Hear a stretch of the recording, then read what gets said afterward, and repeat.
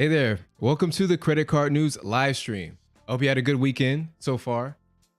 I want to say hello to Danny. Thank you for the super chat. I really appreciate that. Let me get you up there.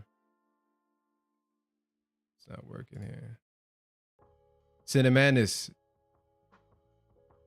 you watching Jurassic Park? I see. Okay. Jorge, how you doing? Incognito, good evening to you. Good evening. Fred, man, what's up? It's been a while.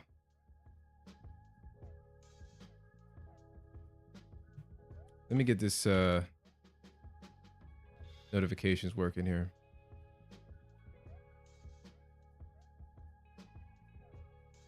Everything happens live, right? Always gonna have problems at some point.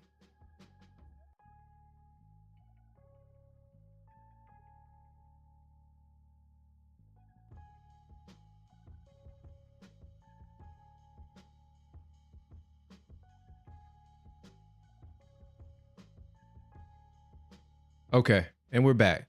So are you guys ready to get into the news here? Into the news of the past week? Let's get into it. All right, so we're gonna start here with the headline is "Be careful, utilization will soon have a memory." So this guy's saying, I see a lot of people here and on the credit card talking, the credit card forums on Reddit. They're talking about the fact that utilization has no memory and only matters when applying for new credit. This has been true up until recently. FICO has now released the 10T version, which looks at your utilization over a 2-year period. In my opinion, the 10T version will become the most widely used version in a short amount of time, as it gives lenders a much clearer picture of consumers' risk profile. I've already seen some people on my FICO communities complain about the 10T scores being 30 to 60 points lower than their 8 scores. If you haven't already started paying down your balances to 9% or less, not 0% before the statement closing. So I think he gave some really good information here about where to leave your utilization at. The common knowledge and the best strategy as of today is to keep your utilization that's being reported to the credit bureaus between 1 and 9%. And to make that happen, to make sure that your to make sure that that exact percentage is getting reported to the credit bureaus, you just have to make sure that when your credit card's statement closing date, you have to pay your balance down by your statement closing date.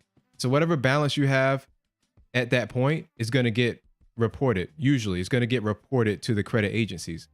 So if you want to hit that target, then you're going to have to pay that portion of your credit card balance by the statement closing date. And then the rest you can leave for the due date. There's been shown through multiple reports on from senior contributors on the message boards and the forums that you're going to get hit with a 0% penalty. So if you pay all your balances down to 0%, there's going to be, depending on your credit profile, there's going to be some sort of penalty. Some people it goes up 5, 10, 20 points. So just be mindful of that. Of course, having a 0% percentage reporting is better than having, maxing out your cards. Of course, it's going to be a lot better than that. But if you want the optimum credit utilization, it's going to be 1 and 9%.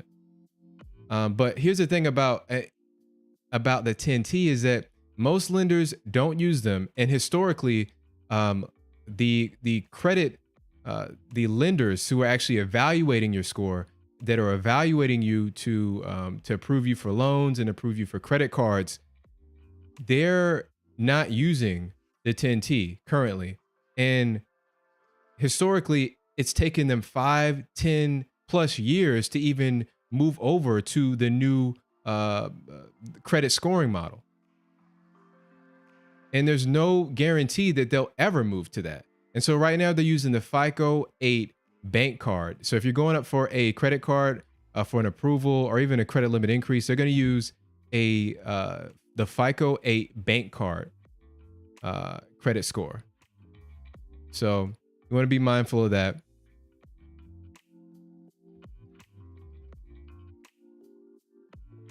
But here's the thing. I do like that he included that, the optimum percentage to pay.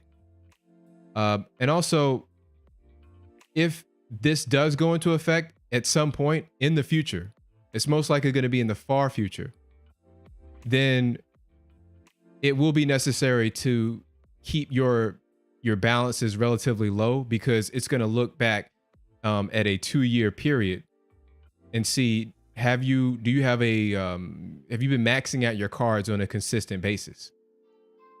And so that's something to keep an eye out. And so we'll definitely have to keep an eye out for that, but don't expect to even have to be to worry about the 10T, because you can see the score. It's such a big, I understand that, we want to kind of create an uproar, and obviously scandal and negative headlines are going to lead, but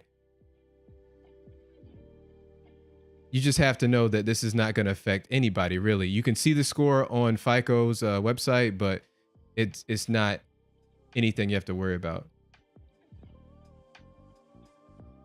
Next story we have here. So here's a big question. So what's going to be the next credit card they're going to nerf? And just to let you know, nerf, I feel like, is a word that came from the gaming community. When you nerf something, basically you're weakening it. If you're playing Call of Duty or something, a gun, they nerf the gun. They're going to nerf a card. They weaken it. The cashback rewards, the travel rewards that it offers, they take it away. They lower the percentage. So he's saying, it seems like every time I get a new travel card, it's nerfed shortly after. The Uber card, the Sapphire Reserve, raised its annual fee. The Platinum became an expensive coupon book. Wow. And the last one was getting the Propel right before the Wells Fargo Visa signature was discontinued. And here are a few of the top cards that people were voting on. And they were saying, hey, they think these are going to get nerfed next. It's going to be the Built card. And that's the card that you earn rewards back on rental payments. You have the Venture X, which is the Capital One card that gives you, it's their premium travel card that's in direct competition to the Amex Platinum and the Chase Sapphire Reserve. It has a $3.95 fee per year. They think the US Bank Altitude Reserve card will be nerfed. And then some people, Nino, if you're here, I know you said this on a live stream weeks ago, the City Custom Cash card, which I have 2 of. I love the City Custom Cash. I use it like every other day. So I definitely would recommend that card. If you want a nice, you're getting 5% back in your top spending category, and you get to pick based upon your spending. That's the beauty of that card. And so if you have a category, like for me, it's grocery, and you're spending $500, like when I get off of this live stream, I'm going straight to the grocery store. That's my routine. And I spend around $500 per month, and I get 5% back. So that's a straight up $25 back just on that card. My second card, it kind of floats around, and I'm going to get 5% back. I could choose to use it for restaurants. I could use it for gas if I wanted to. So it's nice to have the flexibility that it offers you, and it gets such a nice rewards, but it's so easy to maximize. So Nino and a few others think that the City Custom Cash is going to get nerfed, and maybe they won't allow you to have multiples. And I got to tell you, that was the last time I was excited about credit cards, was when the moment that I learned that I could have multiple City Custom Cash cards. It's such a great ability. So I want you guys, let me know in the comment section, what do you think is the next card that's going to get nerfed? What do you think they need to weaken? Or it just doesn't make sense that a company could offer that. And just so you know, the credit card issuers, the companies, they can actually change the rewards. They can change pretty much anything about the card, except for, your interest rate or the annual fee, major things like that. They'll have to notify you and then warn you, and you have to confirm on that. And even in that instance, they can still, if you don't, confirm that you're going to comply with those changes, they'll just cancel the card. So they're going to get what they want regardless. And it's just basically uh, it's a concession. It's they're doing us a favor by staying consistent and kind of sticking to their word, just so that they maintain their good name and not just change the rewards up every other month, which they could do. Next story, we have Apple Pay Later. So this is a new service Apple is going to be providing to customers. It will allow consumers to make mobile and online purchases sliced into 4 payments over 6 weeks for the millions of US retailers that already accept Apple Pay. The offering won't include fees or other charges, and the company said requiring only a soft credit check and review of the user's transaction history with Apple. So there's a few things to note with this. As far as I know, it's only going to work for online purchases. So that kind of hampers it a little bit. Still going to be useful, but it's only for online purchases. If I'm wrong, let me know in the comment section, please.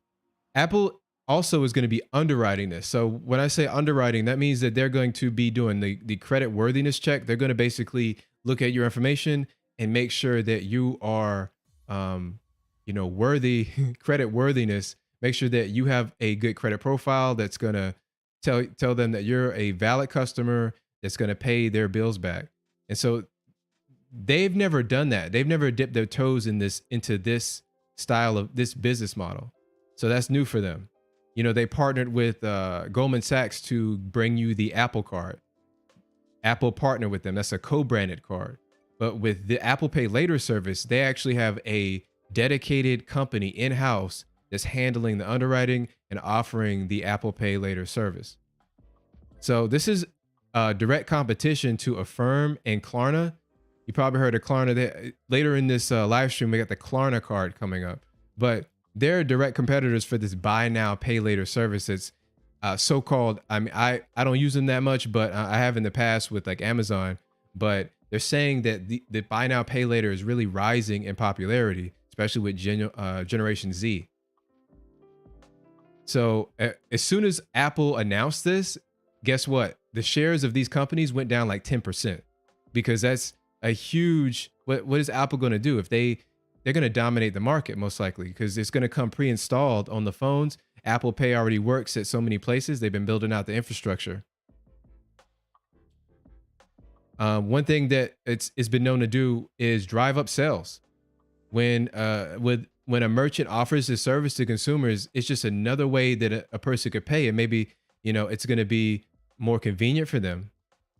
And they've shown that the sales are going up, so everybody's going to want to offer this. Next story we have here.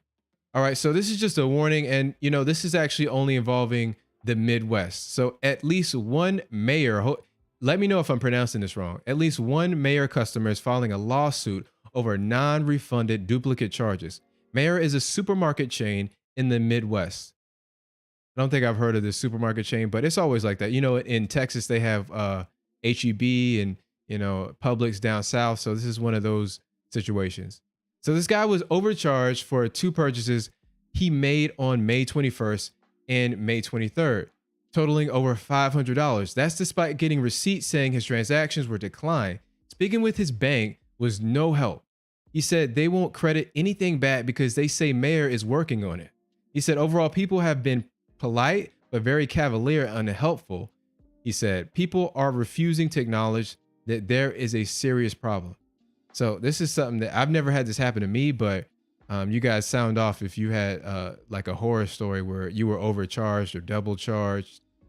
And the only thing that I can really think of is that this is one of the bright spots of using credit, because credit cards offer you a lot of protection for situations like this. Not only do you have an extended period, a grace period to pay your credit card off, but they offer extended protections for any sort of fraudulent charges. And they've been proven to be pretty liberal about offering you that money back. Oh, thank you. It's pronounced Meyer. Thank you. And I've been corrected in real time. Thank you. So, this is a bright spot for credit. So if you have experience, with using a debit card, and you go to a gas station, for example, they're gonna take that 120. Like when I go to the gas station around here in New York, they're gonna take out 125 from my debit card, and it's gonna be on hold for a day or two. What if you don't have much money in your account? That's gonna be a big issue. And these people are saying that they're not getting their money back for like 2 weeks. It's been 2 weeks. So the guy actually went ahead and started filing a lawsuit. I want to know if you would file a lawsuit. Would you do that? Would you take it that far?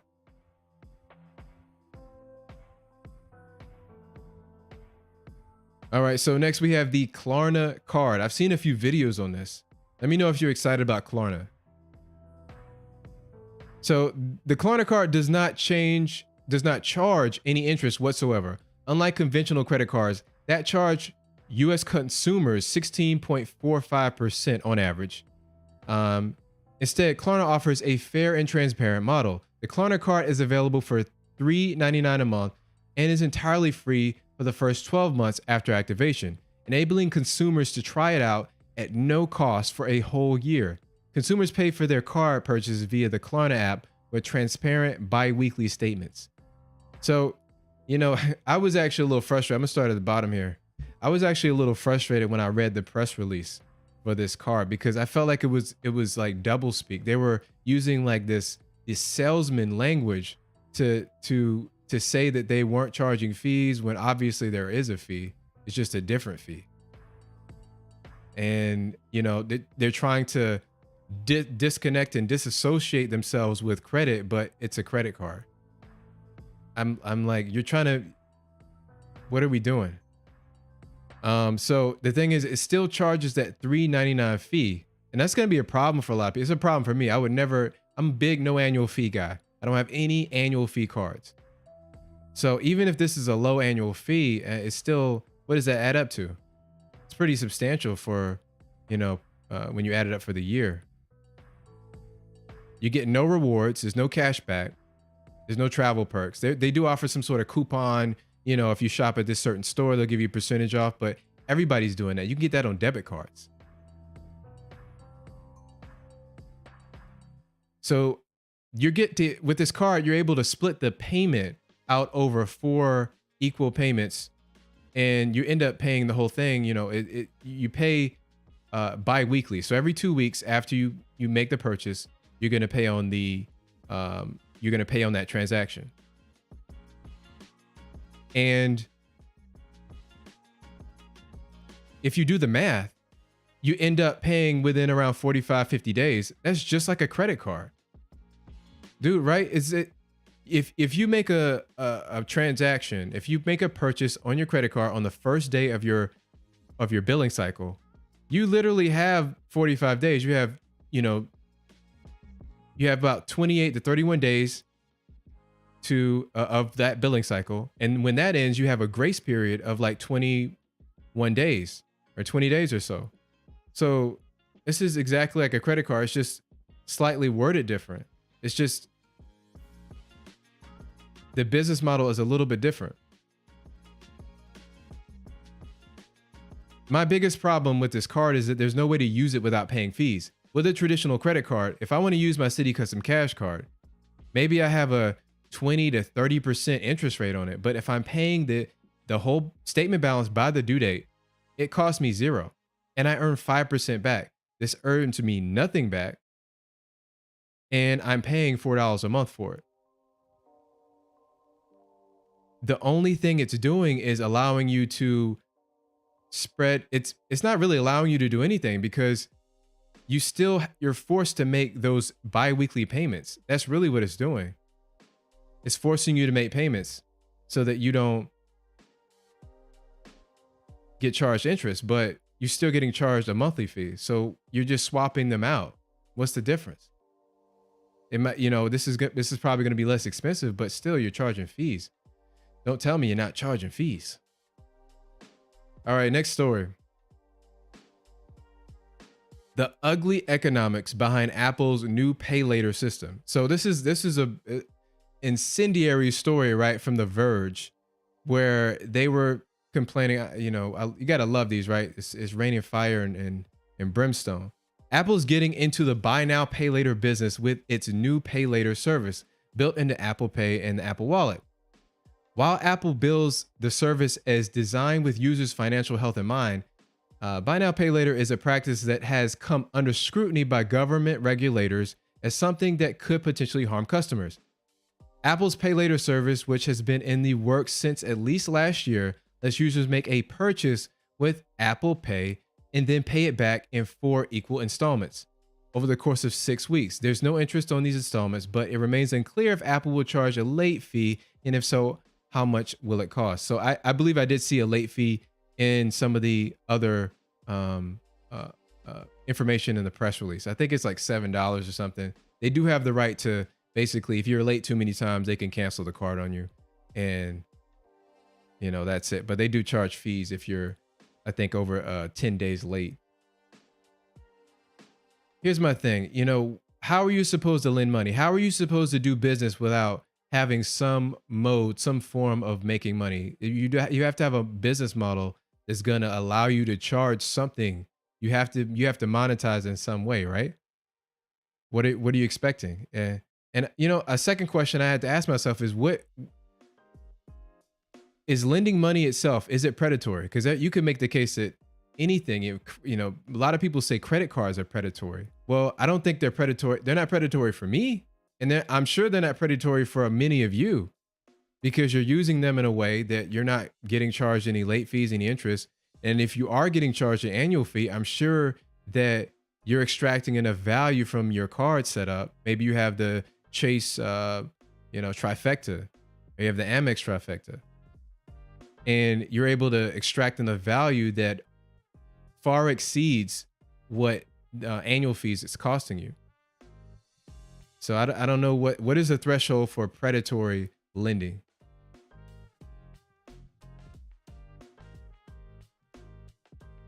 All right, so this is I voted. You guys know the credit plug. I love the credit plug. He actually posted a poll based on this story, and I had to vote on it. I had some opinions. It said 1 in 3 Americans earning $250,000 a year or more say they live paycheck to paycheck. How can that be? How can they be living paycheck? They earn so much money. That's like a football player, right? More than 1 in 3 Americans who earn at least $250,000 say they live paycheck to paycheck, according to a survey by Payments and the Lending Club. To be exact, 36% of Americans taking home $250,000 or more claim to be running out of money again by payday. More than 40% of those earning at least $100,000 say the same. The big picture is bleaker. The report found that 61% of Americans overall were living paycheck to paycheck in April this year. In other words, almost 2/3 of US population, or about 157 million people, have little to nothing left over at the end of the month. And 9%, a 9 percentage point increase from 2021. And most people earning less than 50,000, and that's just under 80% of them, are living paycheck to paycheck. So one thing that comes to mind here is like the hedonic treadmill. If you ever heard of that concept, it's basically meaning that as we make more money, we tend to spend more money, and we just get on that hamster wheel. Just envision a hamster on a wheel, just keep just treading water, just going along, running that race, and never really conserving any, never saving any, never either downsizing or staying at your current size and just earning more and putting that into savings. So this is really, I said that human beings, we're naturally just insatiable. We just want more and more. It's never enough. As soon as you look on social media, you're on Instagram, right? And you see somebody, you got to keep up with them. You see them. What are they doing? What kind of party are they having? What are they buying? You see people on the street. What kind of car do they have? And this is just a, response to that. Of course, they're going to be paycheck to paycheck. I mean, we have a lot of, it's a great place to be. We have a lot of possibilities here, a lot of ways to move that you can make things better for yourself. But if you always have to spend more just to keep up, just to look cool, this is the result. And then unfortunately, we have the problem with accountability. And you see that, I think you see that it's very clear when you start blaming, Apple and other companies for your problems. I'm sure they do things wrong, but to immediately go to this, their lending is predatory. Well, you don't have to borrow from them. You don't have to use it. So you could be like Dave Ramsey. You could just use a debit card the whole time and you wouldn't have to deal with that. Right? If I'm wrong, let me know. I got to learn too. So next story here. Satisfaction with credit card apps fall as usage rises. So most customers are dissatisfied with their credit card mobile apps and online options. According to the results of a recent study by JD Power, overall satisfaction with most digital channels has declined as usage has increased. Many customers are financially stressed and they want their bank and credit card providers to help them manage their finances via online tools and delivering personalization through high-touch digital channels. However, most banks and credit card providers are missing the mark. So I'm not sure how they're missing the mark. You know, I would say I'm not ecstatic. I would not go and like give a glowing review about my, my credit card apps and my, the SoFi app is great. I like that they updated. I'm a SoFi user. And they have a lot of options there. I think they just did an update where you could, automate your savings. That was cool. But they work. I get notified. I can log in. I haven't personally had an issue with it.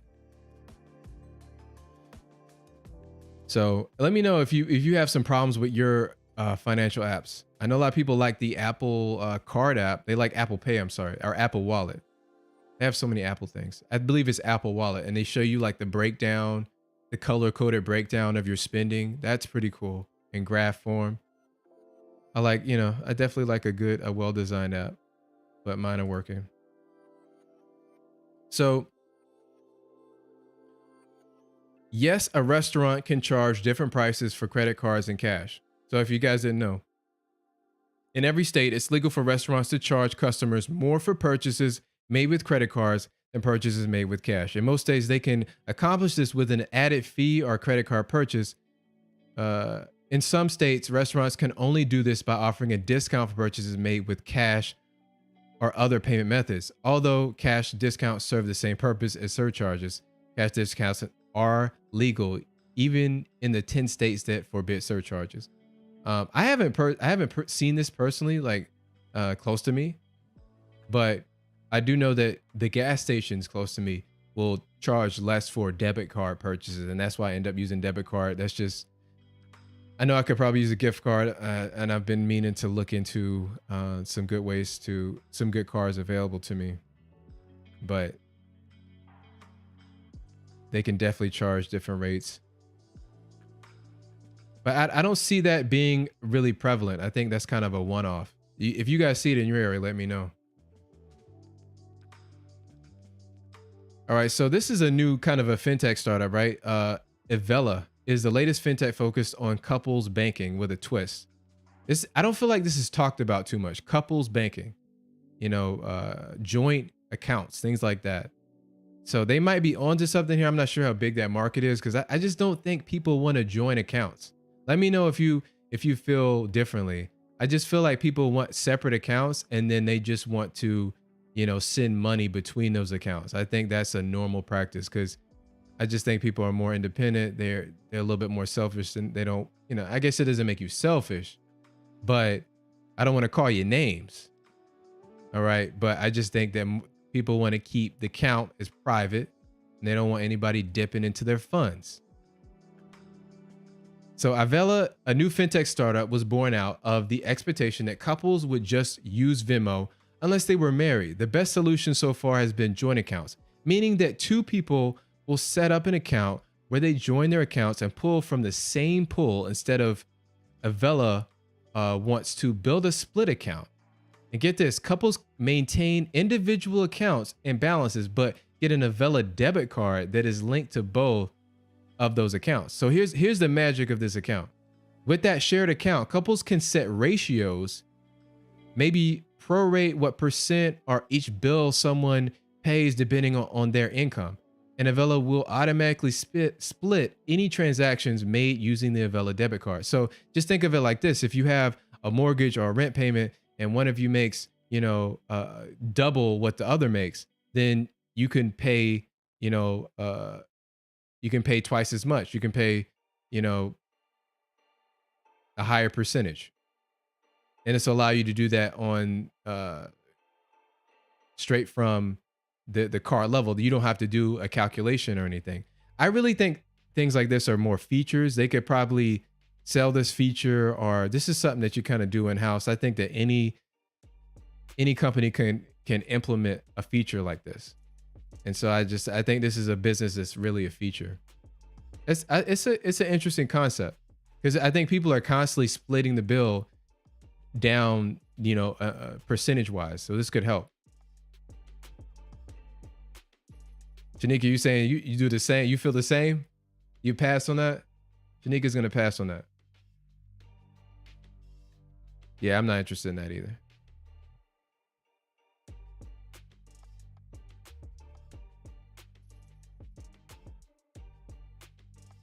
All right, next. All right, I'm gonna let you guys know I actually started partnering with Webull. If you ever heard of it, it's a brokerage account. They're offering 6 free stocks when you first sign up.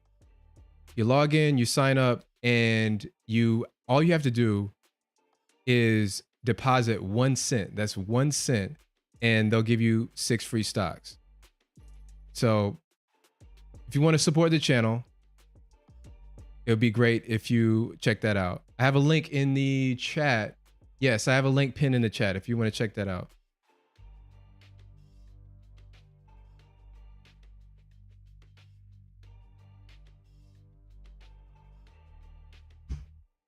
All right, everybody. I know let's see, I got 39 people in here. Welcome to the live stream. So I want to know, did anybody get approved for a new car? Did you get a credit limit increase? You know, I focus heavily on this channel about on credit limit increases. So if you let me know, I want to shout you out, and so I can get some more data points. You know what I mean?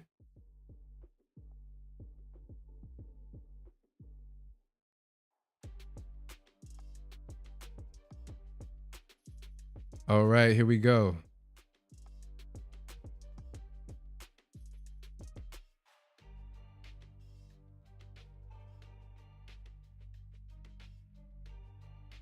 Danny, you're saying I'm still hoping Lyft gets their own credit card.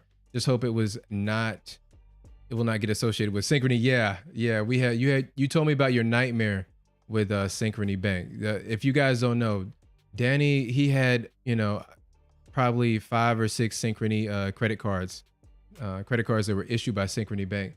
They basically said, hey, we're canceling those cards on you, bro. You're done. And they basically wiped out tens of $1,000s worth of available credit, you know, overnight. Yeah, unfortunately, Synchrony Bank seems to be the king of co-branded cards. So if they do offer it, it might be through them.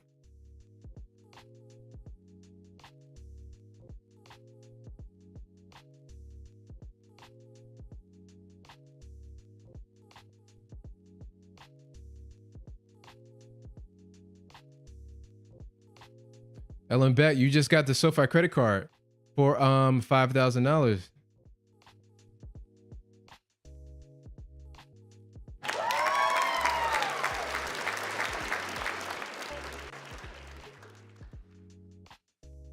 And so you're all in with them. You know, that's the way to do it. That's really the way to do it, is be all in with SoFi, because you have the ability to transfer those funds however you want. So the way that I set my SoFi account up is I have a certain percentage, I think like 10% of my paycheck, my weekly paycheck, going into the investment account, into like a S&P 500 tracking index fund.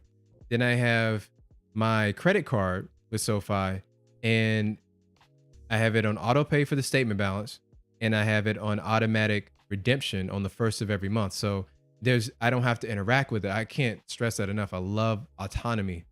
I want passive income, and that's what SoFi allows you to do.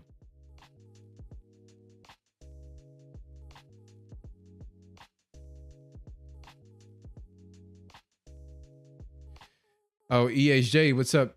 So you're saying, what's the top 5 best travel cards to you? Keep up the great grind. Great grind, bro. Thank you for all you've been teaching a lot. Thank you, man. I appreciate that. My top 5 travel cards. You know, the thing is, because I'm strictly cash back, I don't really have there's no really dedicated there's no dedicated travel cards for cash back.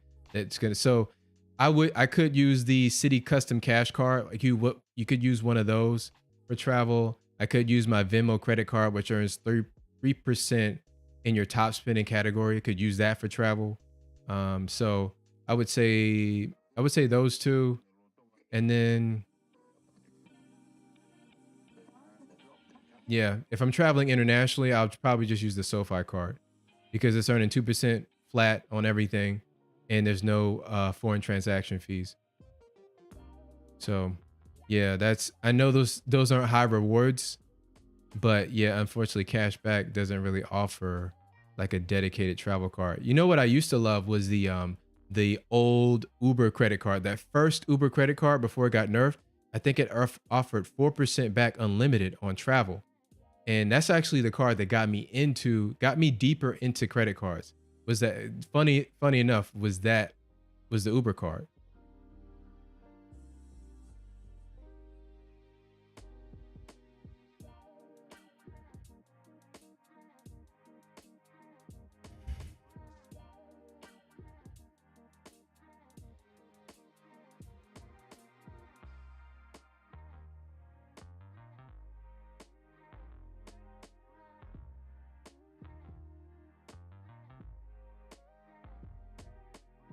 Big support group. Hey, what's up? I just want to say hello. And don't you have your own channel? And just if I think that's you. You do. It's good to have a creator right here. If any creators are in here, please let me know so I can shout you out. I need to link up with some creators. DJ Bruce Wayne, what's up? Welcome back, man. You always supporting, man. Just a dude. How's it going? I don't think I've seen you on the stream yet, man. So welcome.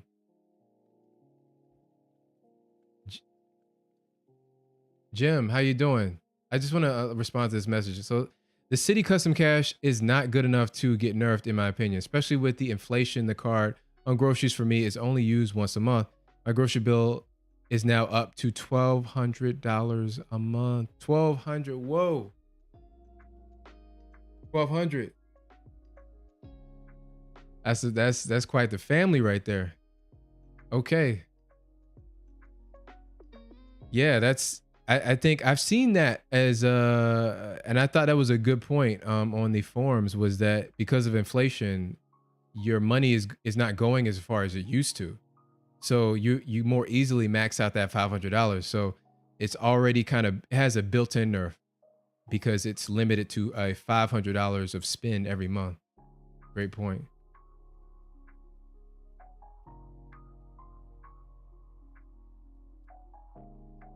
Shanika said those metal cards hit different. I'm gonna tell you what, so I just want to get my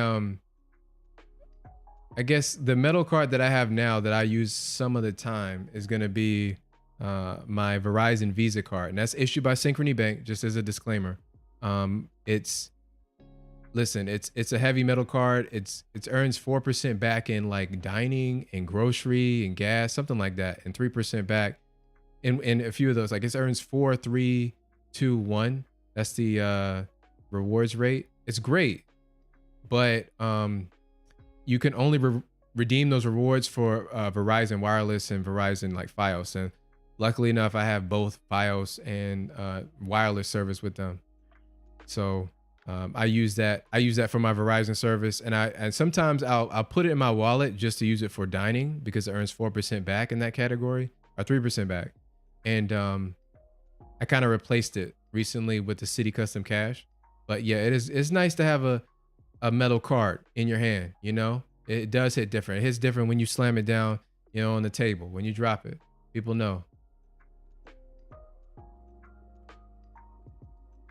Yeah, just rhyme. You said, guys, I can't even repeat that. I was about to say that. You get me in trouble here. You're feeding a lot of kids though. Yes, yes. The family is a lot, big family.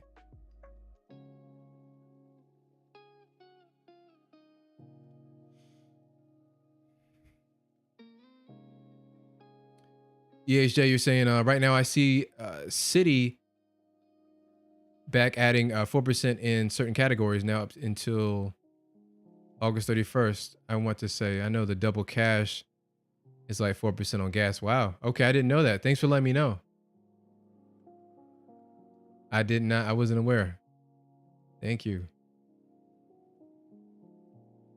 And that's something to always, I said this in my most recent video, is that you want to be conscious of those bonus rates and really keep, they'll send you emails and really the from what I can tell, the methodology here for the credit card issuers is that the more they can give you these little incentives that, hey, we're here, use the card. Hey, we'll give you something, a little nice.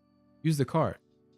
And that improves usage for the cards, and inevitably it's going to improve more people carrying a balance, and that's why they're offering those rewards. So some of them, you want to keep an eye out for. I think recently the Venmo credit card offered $50 back when you spend over $500, and that was a targeted offer, what they call a targeted offer, meaning that it only goes out to certain people. I guess it meets certain criteria.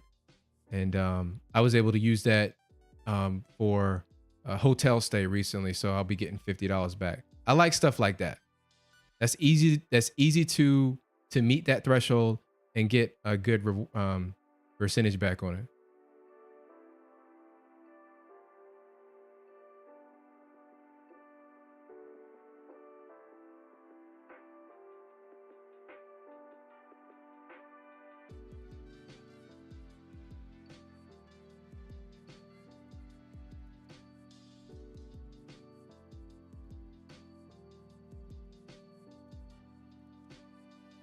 Danny, thank you. Thank you for the super chat, man. I appreciate that. Looking out for me. I think, guys, if you want to support the channel, a great way is the Weeble account. They're giving you 6 free stocks. Really good way to support the channel, and you get free stocks in exchange. I have a link in the chat.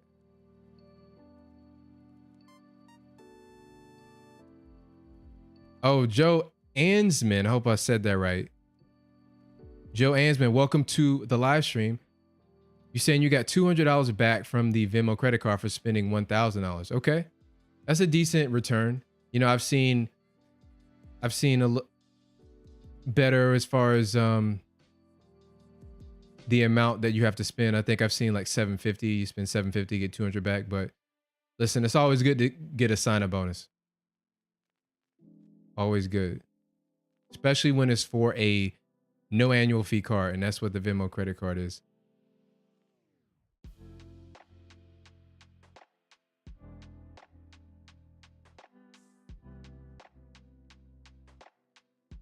Tony, Daisy, welcome to the chat. So you're saying heard of the Klarna card? So are you saying you've never heard of it? They just released that. I don't. It's a no go for me. The Klarna card is a no go. It's got a fee attached, and there's no reason to use it because you're not earning any sort of reward. There's no cash back there, and there's no travel rewards. Shanig, you said you didn't know Venmo had a credit card. Yeah, it's been out for like a year or so, maybe 2. I know I've had it for over a year. Yes, I think I agree with this with Sandra here. What Sandra said.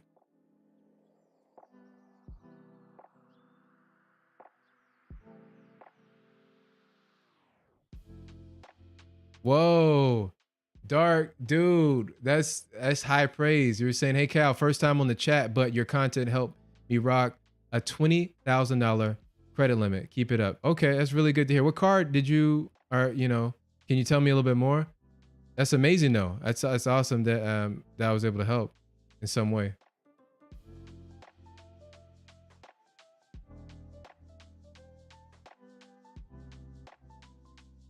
Yeah, you know, Jim is really you're proving this point out. You're saying the inflation, the cost is going up. And you know, another thing, one of my coworker, he he definitely stresses this, you know, all the time, is that they have what they call shrinkflation. So basically, they'll they'll keep the same price on an item. You think it's the same thing, but they'll actually reduce the size of the package, saving them money, and you're none the wiser. So you have to look out for that too. And it's hard to spot that.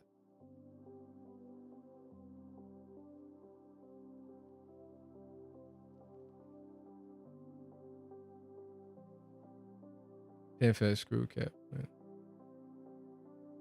Yeah, doctor, you saying you're at PinFed. Yeah, PinFed is known for, like, they're right underneath, as far as the community goes, it goes Navy Federal and then PinFed. PinFed is a huge credit union. If you don't know about it, it's open to the general public. I think you have to put in like a $5 or $10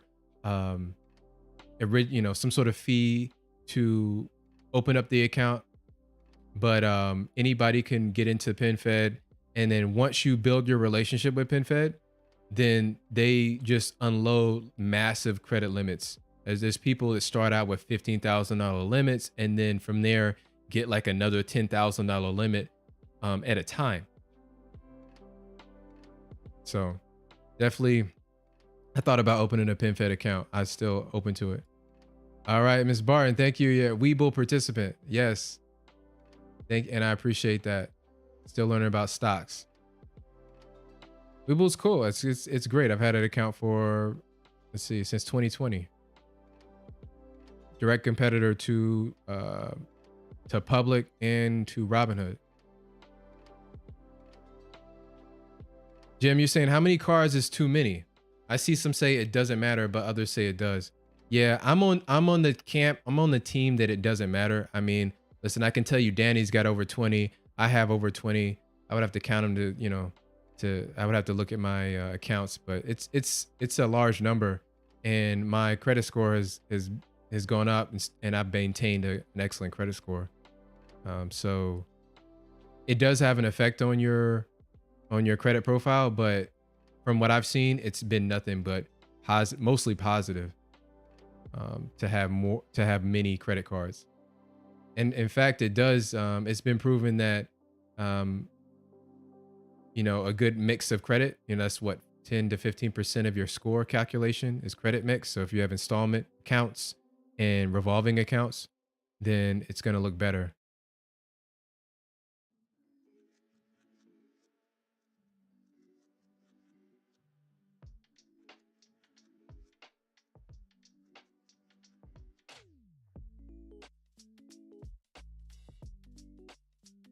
Yeah, Sandra. So you're saying, don't you have to live in a certain region to sign up for PinFed? No, it is not region locked. It's not geo fenced or whatever that technical term for that is. It is open to everybody. I have not seen any info that said otherwise. Nationwide.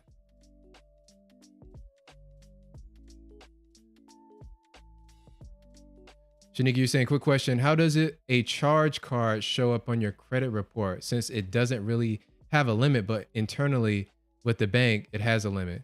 If you get what I'm saying. Yeah, I understand what you're saying. From what I've seen, the charge card, they won't report that aspect. So basically they have multiple variables that they can report on any given account. And that's just something that does not get reported. To get more specific than that, I'm not sure. I would have to look into it, but from what I've seen is that they don't. It doesn't show up on your credit report as a limit. There's no limit attached to the card or the account.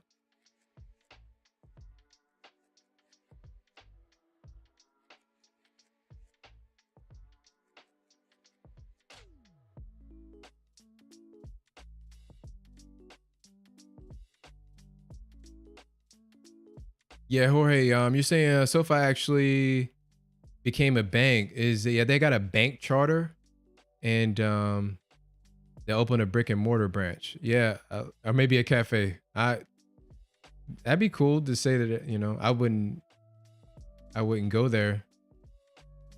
If it was available to me, I'd go there just to try it out.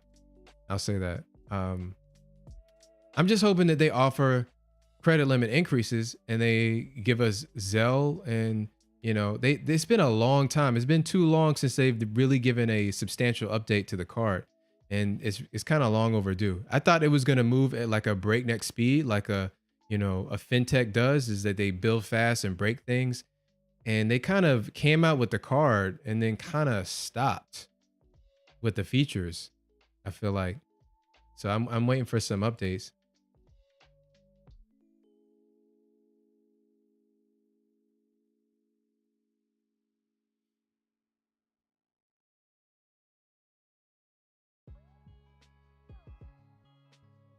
So Danny, are you saying, so Danny's saying that charge cards don't have a limit, so it couldn't be utilized. So I guess that from what you're saying is not even, you can't even calculate a utilization based on a charge card. I think that's what I'm getting from that.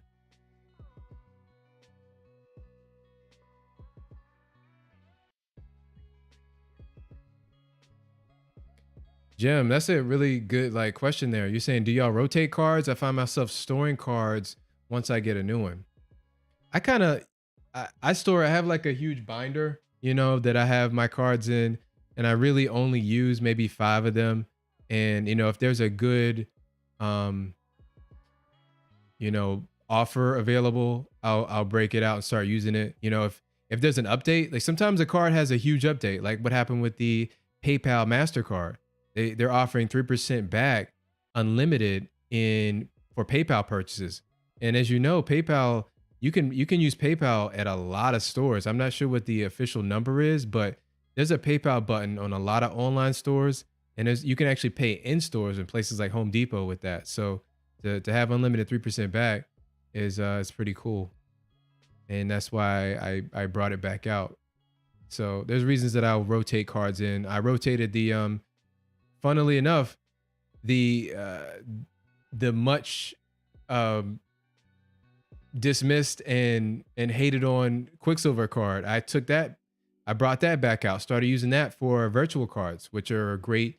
I personally use the virtual cards for different services that I sign up for. I have the Eno Chrome extension where I use that to sign up for subscription services, and I can basically post date the uh, the deactivation of that card, which is a really nice feature.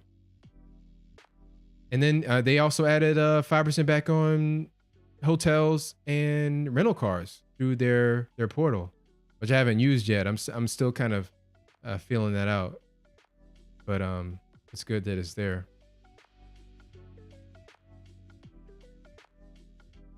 Yeah, Tony Daisy. Yeah, is there any card that I want that I don't have yet? I think about this often. Not really. After I got the second City Custom Cash card, I got the U.S. Bank Plus. I should have mentioned that before in some context. The U.S. Bank Cash Plus, I use that for utilities. I get 5% back. If for if I use it for electricity, I use it for gas, and get for heating gas. But as far as another card that I'm looking forward to, there's the Curve card, and it's not, this is something new. This is like experimental, and I love trying out new stuff, and I'll definitely report back to you if I ever get into that. But the Curve card is a card that was offered in Europe. It's currently offered in Europe, and it just offers some kind of tip of the spear, kind of on the vanguard, you know, they offer features like combining card accounts into one. So basically, you can take all your credit cards and combine them into this one account, and then have features like being able to retroactively apply purchases to different accounts to maximize rewards. And that's what it allows you to do. So I'm interested in that. It doesn't always work properly. That's why you couldn't recommend it to anybody. But I do want to try it out. I want to try it out.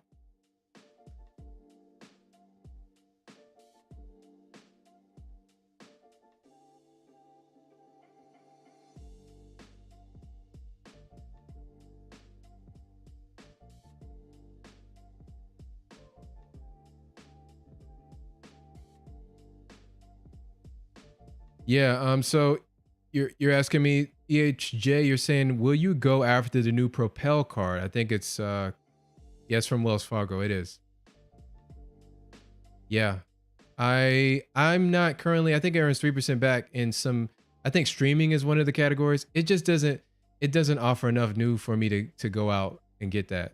Uh it's gonna be a heck of a lot. It's gonna take a heck of a lot to pull me to apply for a new card. And that's the struggle. So no, I'm not into that. But I'm not gonna, you know, I don't think it's a bad card. But just because I already have such a, a stacked lineup of cashback, I pretty much have all the cashback cards that are worth anything. So I just need better rewards than that. If there was a flat 3% cashback card, I would have to see what that looked like. That would be awesome, but I don't think they can offer that and make money. Yeah, I actually, Jim, I want to say I posted a poll about this. So you're saying that's for information. I'm definitely going to write down my cards and what they offer. I people kind of made fun of this guy because he used a label maker to write out whatever the percentage rate that each card got and then pasted it right on the card. So you just look at the card and it had a clear label saying what to use it for. That's an option. I label my cards inside of the mobile app.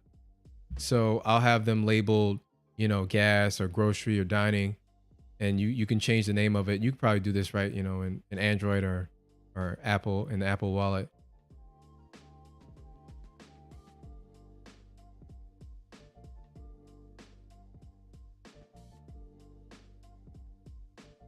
Yeah, Dark Dude, you're saying Capital One Travel Portal is fine for 5% cash back, but trying to get your credit limit raised is not worth it, the effort when you get it faster with a different bank. That's a fair point. I can't argue with that. If you can go to a different bank, and a lot of people, what they do is I've seen people go and establish credit with other issuers and then, improve their credit, and maybe they'll come back because really the fastest route to get for many people to get the increase and the with the least headache is just going to be to apply for a brand new card. That's the standard, strategy. But I've just seen reports of people being able to raise their limits. Um, and I think it's just going to depend on your credit profile and what's what their algorithm is set up to do. Because credit card issuers, they can modify on the fly their algorithm and allow credit profiles that normally wouldn't get an increase or normally wouldn't get approved. They can change that. And yeah. And also your profile is going to be fluctuating from month to month. So, and they're going to change that based on the climate, what's the economic climate.